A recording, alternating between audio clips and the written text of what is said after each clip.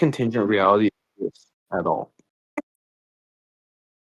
Sorry about that. It's just recording now. Am I still good to go? Yeah. All right. These are not uniquely Christian questions. These are unavoidable philosophical questions. Whether you're an atheist, Muslim, Christian, agnostic, whatever your belief is, you rely upon these realities every single time you think, argue, or investigate the world. So let's begin with something impossible to deny. Truth exists. That sounds obvious, but it is profoundly important for this debate because every sentence spoken in this debate presupposes truth. If someone says there is no truth, they expect that statement to be true even. If someone says everything is relative, they expect everyone else to recognize that claim as objectively correct. Truth cannot be denied without simultaneously affirming it.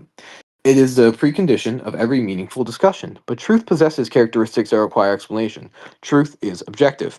A proposition does not become false simply because someone refuses to believe it. Truth is absolutely universal. If 2 plus 2 equals 4 in America, it also equals 4 in Japan. Truth is immutable because mathematical and logical truths do not evolve. They do not become more or less with time.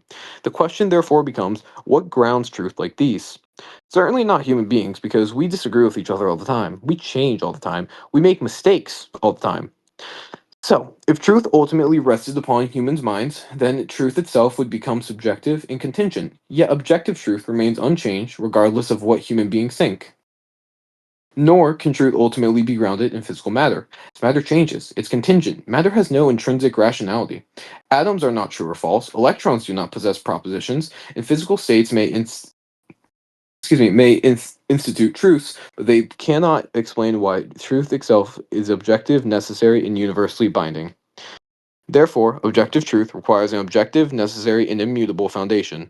But there is another important observation that truth is inherently intelligible. Truth is not random noise. Truth is something capable of being understood. Whenever we know something, our intellect conforms to reality. This insight goes back to Aristotle and was developed deeper by St. Thomas Aquinas, where truth exists as a conformity of intellect to reality. In other words, truth is fundamentally related to the mind. If truth is inherently intelligible, then its ultimate ground cannot be irrational. See, it cannot be blind matter. It cannot be impersonal force. Its ultimate ground must itself be an eternal intellect. Now let's ask another question. Could this ultimate intellect be composed of parts? I would argue no. Anything composed depends upon its parts existing and being united together.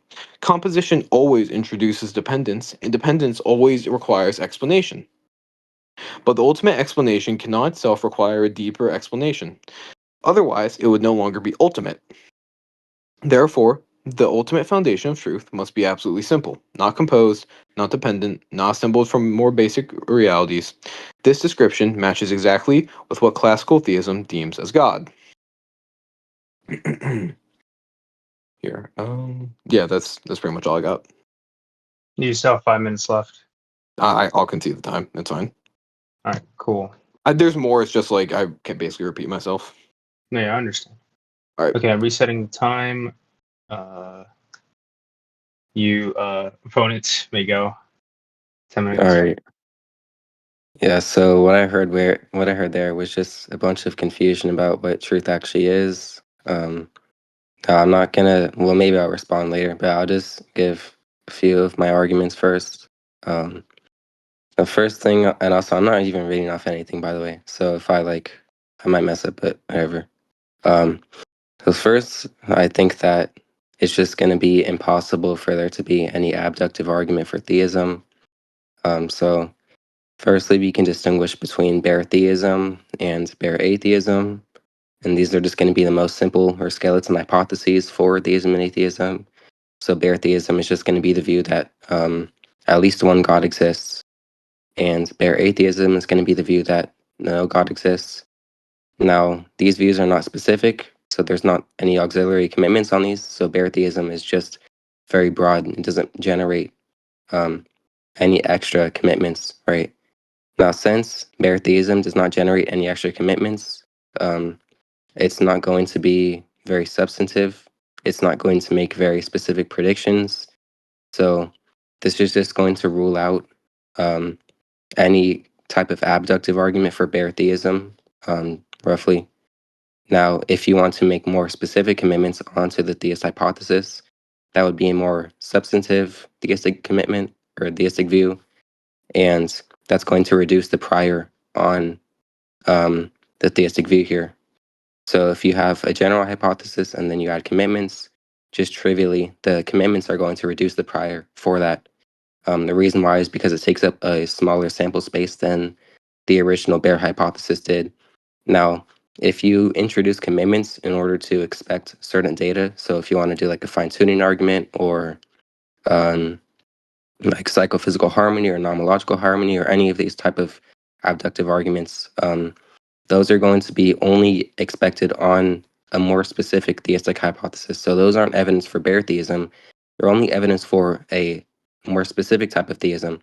However, since they're only expected on some specific type of theism, they're going to be disexpected on other types of theism. And so even if that is expected on that more specific theistic hypothesis, it's disexpected on the other ones. And so the probability might be raised for that specific hypothesis, but it's lowered for the other ones. And so really there's no actual gain in the posterior probability. So you reduce the prior and then you got evidence for that. However, the probabilities of the other theistic views go down. Now, bare atheism is not affected by this at all because the probability of bare theism generally is still equal to what it started with. So you reduce the prior, so you make it less probable, and then you gain evidence, but only at the expense of the prior. So bare theism and bare atheism are still on a par for any type of abductive or explanatory argument for theism. So that's the first thing, that any abductive argument for theism is going to be impossible. And then the second thing is that since he's arguing for, so this is the type of Paul Draper's low priors argument. So since he's arguing here for a very specific type of theism, so he's arguing for God generally, but also adds specific commitments onto that. So he argues for a omnipotent God, omniscient God, and omnibenevolent God. And then he's also a Christian, so there comes along other commitments with that. So a commitment to the afterlife, a commitment to angels, and to other types of entities. So that's also going to reduce the prior. Now, the prior on his specific theistic hypothesis, before considering any evidence, is going to be astronomically lower than any broad atheistic view. So if we have bare theism and bare atheism generally, if we assign 0.5 probabilities to each of those, just given the principle of indifference and objective Bayesianism, he might reject that. But if he does that, it doesn't really matter. So if we just assign equal priors to each of these, so bare atheism is going to have a 0.5 and bare theism has a 0.5 as well. His more specific theistic hypothesis is going to be lowered greatly given these extra commitments. And so bare atheism, which is what I'm arguing for generally, broadly, is going to be more probable with a 0.5, and his is going to have much less than a 0.5. So before considering any evidence, his view is already much less likely. And that's just a type of deductive argument. And then I think there's also sufficient inductive evidence for why atheism is actually going to have a higher prior than theism. So um, we'll observe that every single mind is accompanied by some physical state, such that we have never observed minds that are disembodied. So since God is a disembodied mind, you have a sort of inductive argument here for the probability of any disembodied mind being astronomically low.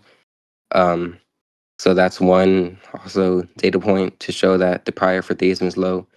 So that's roughly three things. Um, and I mean, I don't know if I can respond to what he said initially in his opening statement. So I won't get like too specific, but I'll just say very broadly. Number one, he's going to have to cash out his theory of truth because he's using the notion of truth here in a very substantive way. So you can give that. And then secondly, it seems like he's treating truth as if it's like an object, which I don't think that. So my view is a kind of deflationistic view. So that's all I'm going to say about his argument. And then that's going to be it. All right, cool. Yeah, so you'll be able to respond shortly, right after his rebuttal. You still have 4 minutes left. Do you want to use it or? Um, no, it's fine. All right, cool. So I'm resetting the timer, Jason. You have 5 minutes. Yeah, so the first thing he said was your definition of truth is confused. This is just an assertion. It's not an actual argument. He gave nothing to give substance to this claim. He just said it's not an object and you're confused. That's all he said. I want to really focus on that. He didn't actually give a definition of truth. He has to provide a truth maker because simply criticizing my definition without offering his own does not help us further this debate or conversation. I do want to actually keep touching on the truth isn't an object. You missed the point of my argument. Sorry, I just got a notification. Um, yeah, so again, you just missed the point of my argument. You never argued truth is a physical object either. Like no one is arguing it's a physical object. You argued that truth is a real feature of propositions. Or pardon me, I argued, pardon me. I don't know what I'm saying. Sorry, I'm playing Dead by Daylight too. Why do this? I argue truth is a real feature of propositions, and that requires a ultimate metaphysical grounding because truth doesn't have to be an object to require grounding. For example, numbers aren't objects, laws of logic aren't objects, mathematical relations aren't objects. Yet a bunch of, I mean, I think every philosopher ever, essentially, I can't think of one that hasn't still asked what grounds their existence or validity. I feel like that's a pretty key thing in all of just philosophy generally. So again, you're attacking a position I never defended. And then I want to ask why am I set to only argue for bare theism? That doesn't make sense. See, again, like earlier when we had the conversation about pea zombies and whatnot, you tried to do a false dichotomy, you tried to do it again. You said prove God exists. Sure. And I gave you my definition of God earlier as well. So I'm going to argue for my definition of God, which I gave earlier. Again, I think I gave it to you like I don't know, 4 hours ago. But nonetheless, yeah, I don't get the reason I can't argue for a more concise idea of God. You're just trying to impose a debate rule. Yeah, anyway. Um, what else is there? Yeah, sorry, I just wrote down notes about what you're saying, but you can't make any abductive arguments for theism, and I also did put slash Christianity because I thought that's specific. Because obviously, again, as a Catholic, yeah, this is just simply false inference to the basically like inference to the best explanation possible is used constantly. For example, like we know now, but for example, the colony of Roanoke, which was a bunch of American settlers, we don't know where they were, and we guess that they were slaughtered or they had moved, or we tried to do things with clues. A bunch of the times, that's pretty much what you seem to have a North American accent. So I'll assume you're from the United States or America, or pardon me, United States or Canada.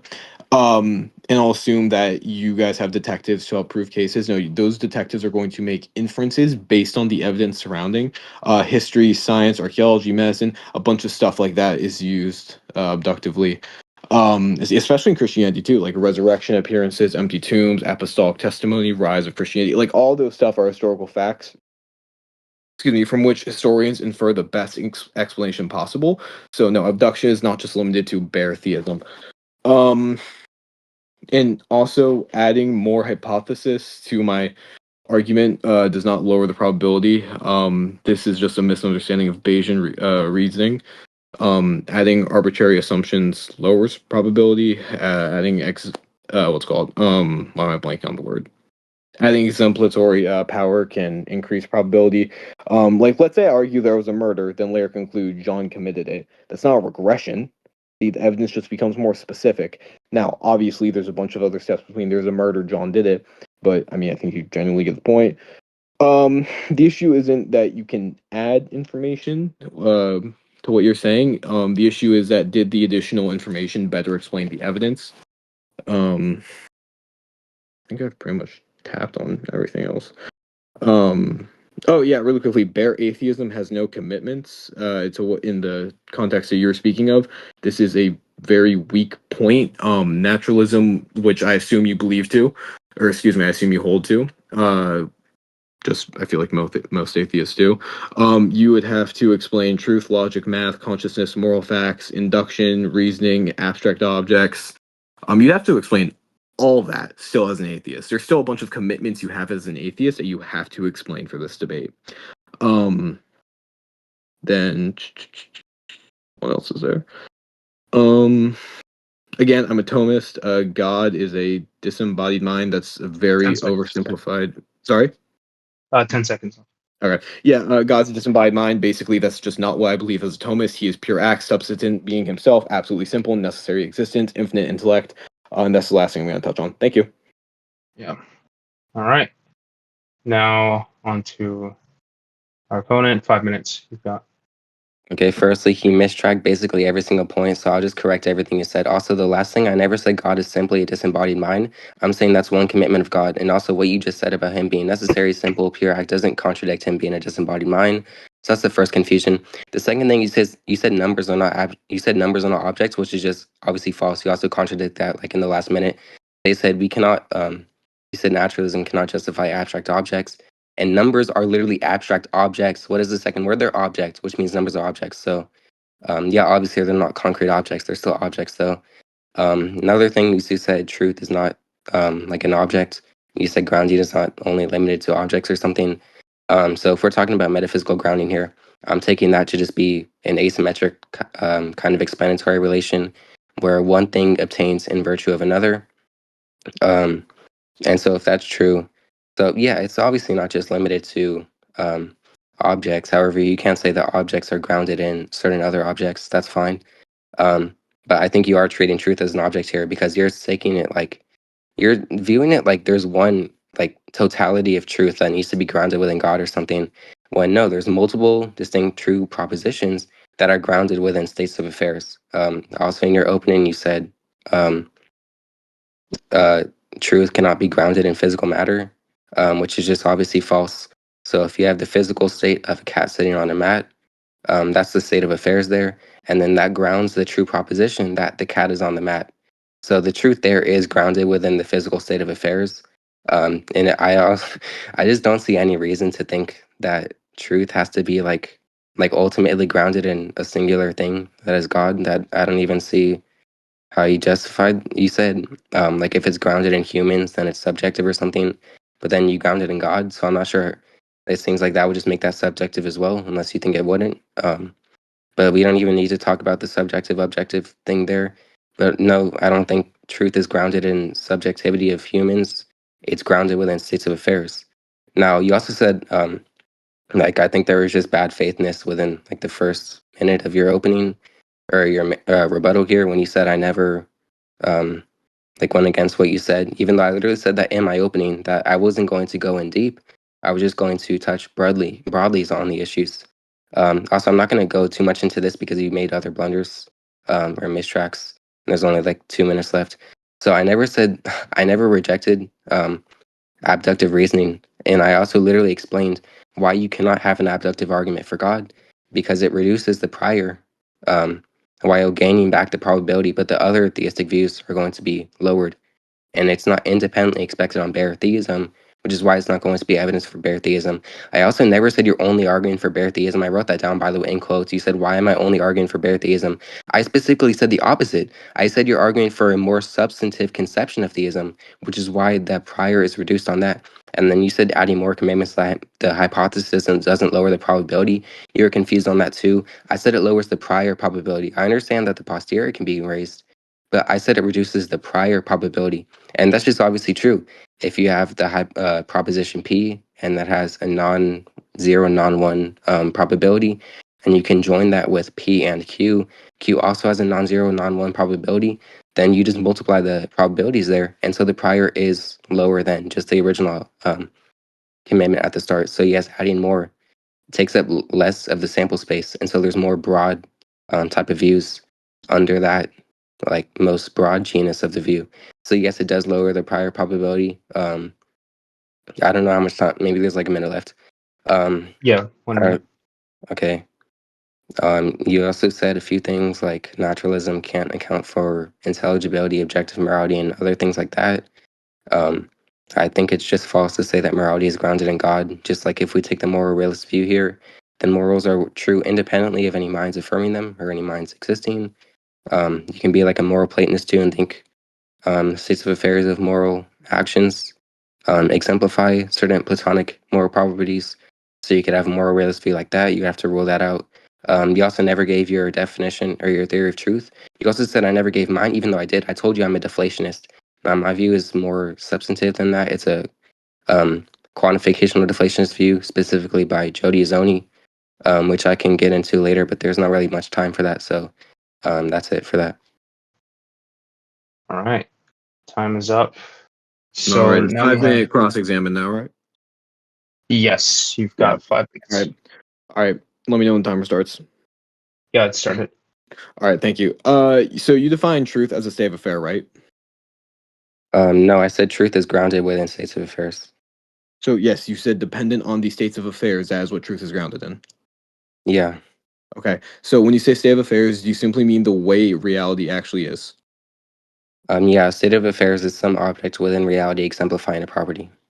Sure. So truth depends on reality corresponding to a proposition. Yeah. Okay, I'll grant that right now. Now I want to ask about the state of affairs. Do state of affairs exist?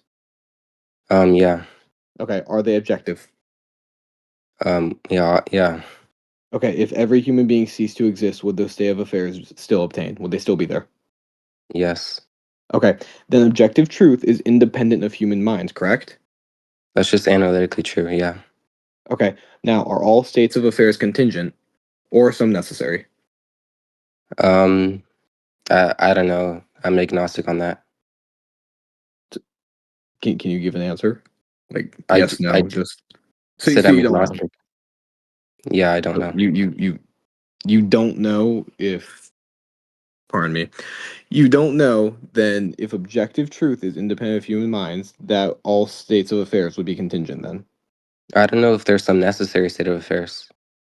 There could You be, don't. but So is I two don't plus think it really two matters. is 2 plus 2 a necessary state of state of affair? Um, I don't know if that would be a state of affairs because that's like a mathematical. Um, this kind of depends on your theory of mathematics. If you're like a formalist, then that wouldn't be a state of affairs. If you're like a Platonist, um, then yeah, you could say that's a state of affairs.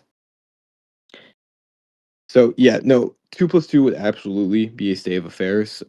Because basically saying that 2 plus 2 is like it has to be for the okay. How would you define state of affairs? It's a description I of reality, right? It's a description of reality, right? I already defined it. I said it's a object exemplifying a property. Okay, so is 2 plus 2 equals 4 how reality actually is? Are we working within like a Platonist view of mathematics?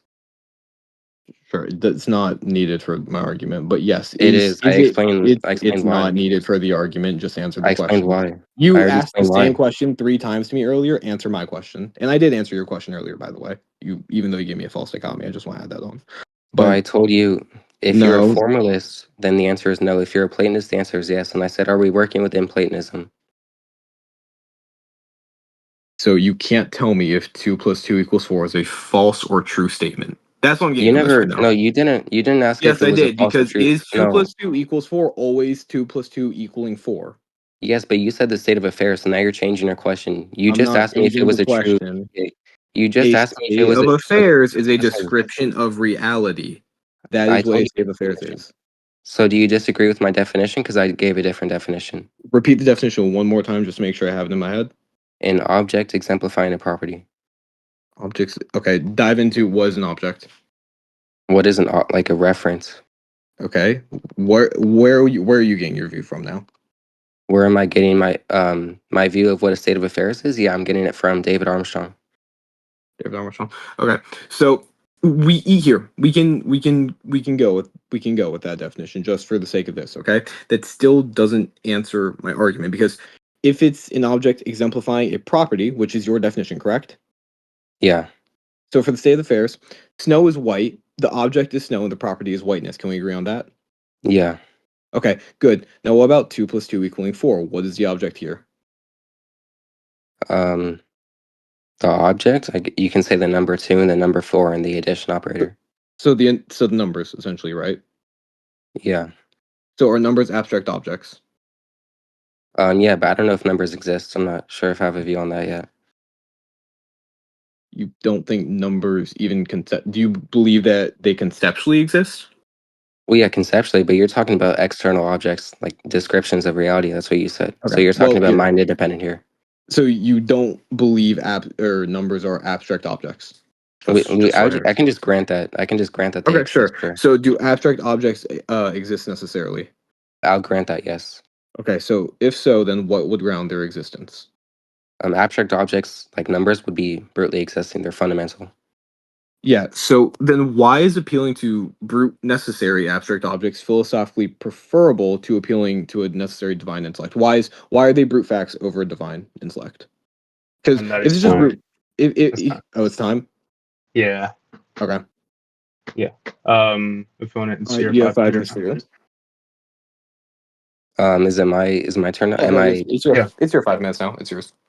am I questioning his argument, or do I just You're ask anything? asking questions for me, so Yeah. Okay. So why is it that truth has to be grounded within God's mind?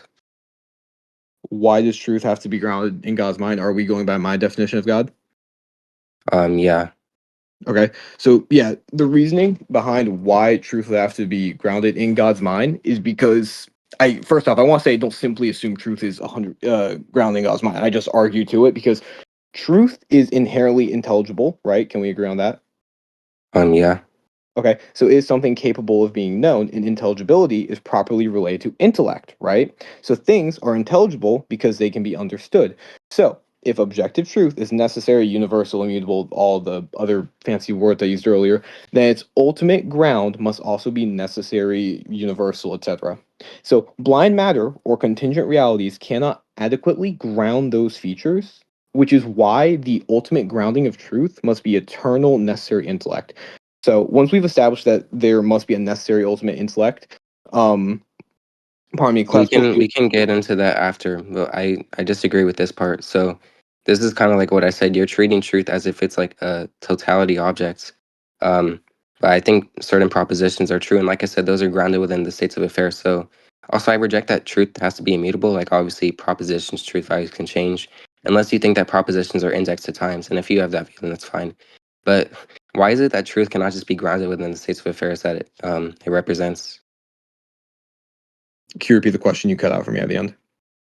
Why is it that true propositions cannot just be grounded within the states of affairs that they represent?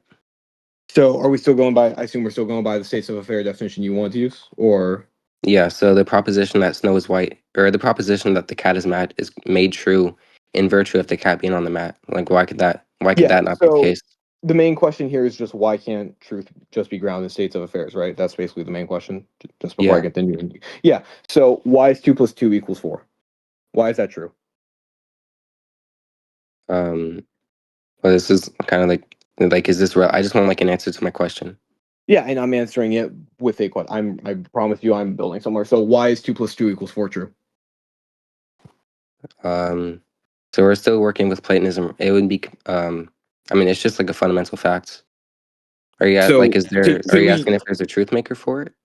So I'm at. So sure. Could we say that because the mathematical state of affairs obtains? Could we say that? Yeah. Okay, sure. Now, why does that mathematical state of affairs obtain necessarily? Um, well, are you asking why it's necessary rather than like contingent, for example? I'll repeat my question. Why does that mathematical state of affairs obtain necessarily? I was clarifying. Are you asking why it's necessary rather than not necessary? Sure. Yeah, we can say that. Yeah, sure. Okay, because numbers would exist necessarily. So okay, we gotta do it one more time. Why does that mathematical state of affairs obtain necessarily? Why does it obtain necessarily? Yes. Because the number Why does it? two, yeah, because the mathematical objects there exist in all possible worlds. Yeah, it's fundamental. It's not like on the Platonist view. It's fundamental. It's not grounded in anything else. So I would say that if numbers then exist necessarily, we've now also moved the debate. But my question is also why do necessary abstract objects exist? More importantly, how do they explain anything? Because numbers don't have casual power, right? Number two doesn't cause anything Mm-hmm. or know anything or explain why reality is intelligible. So like even if I granted you that numbers just exist necessarily, you've only populated your ontology with abstract objects. You haven't actually explained to me why the universe is ordered, intelligible, or why minds can know these necessary truths. You haven't explained any of that. So like do numbers have intellect? Do numbers have intellect? No. Okay. So then how do unintelligent abstract objects ground intelligibility? I wait. What you think abstract objects grounds intelligibility? Wait, I'm what does it asking mean you. to? What does it mean to ground intelligibility? Like intelligibility is just understanding or making sense of some concepts, right? Why does that have to be like grounded in anything? Why? Hold on, did you? Okay.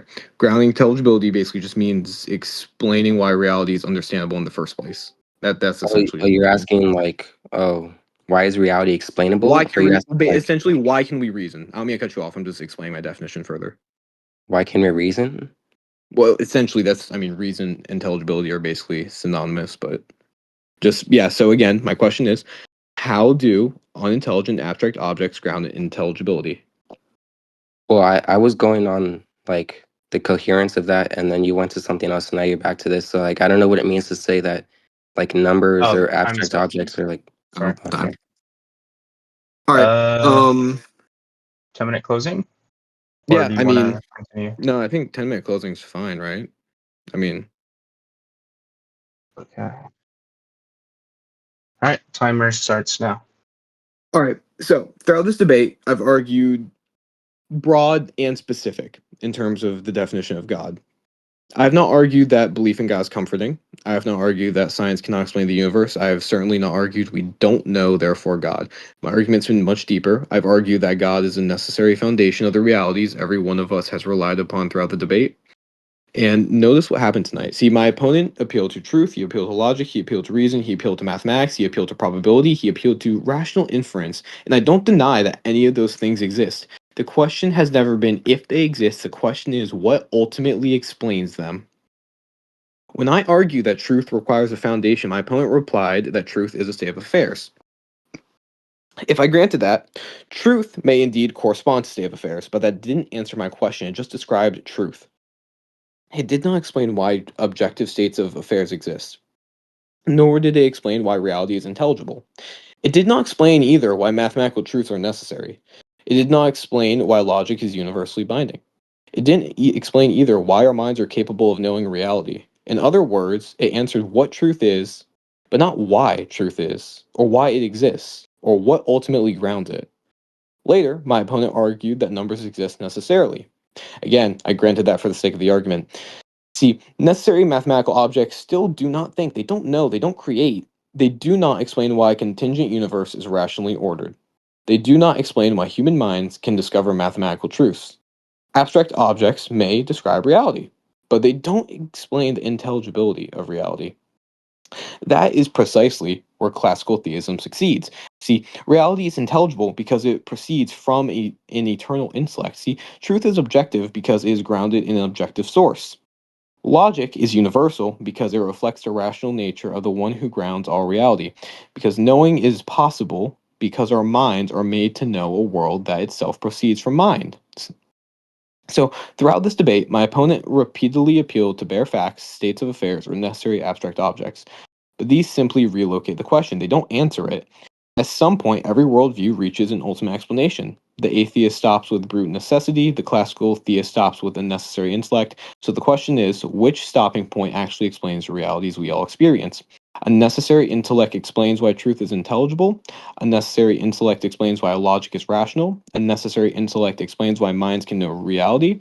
Unnecessary intellect explains why the universe exhibits deep mathematical order. So, by contrast, abstract objects merely exist, they don't explain, and the brute facts are not explanations at all, they're just a refusal to explain. The one thing I hope everyone has noticed tonight is that my opponent spent much of his time criticizing my conclusions, but rarely ever offered a complete metaphysical account of his own.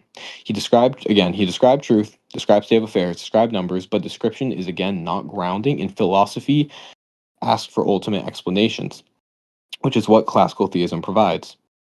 Finally, I want to return to the broad question before us, which is whether belief in God is reasonable. It was whether God exists. I have argued that God is not an unnecessary hypothesis added to reality. Pardon me.